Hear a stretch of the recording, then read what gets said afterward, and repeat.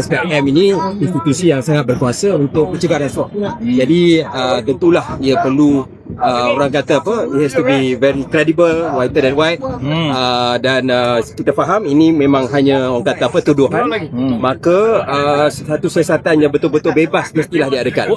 Dan bagi saya satu lagi isu yang kita mempunyai alasan kuat, lebih asas daripada isu ini ialah soal pelantikan Ketua Pesuruhjaya SPRM.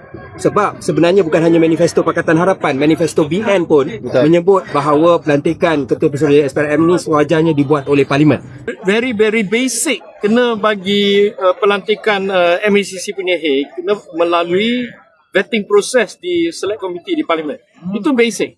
Ya, more importantly, kita ada Ombudsman Act akan diluluskan tak lama lagi lah. Right. So the Ombudsman Act must also cover complaints about MACC. Jadi nasihat saya pada Perdana Menteri saya ialah kita kena balik kepada prinsip-prinsip keadilan, prinsip social justice ini berdasarkan konsep full democracy. Full democracy means ahli parlimen kan ada masa untuk melihat rancangan undang-undang. Ya, seperti YB ni kata tadi ialah tentang isu ialah Raja Madan ini bercampuran.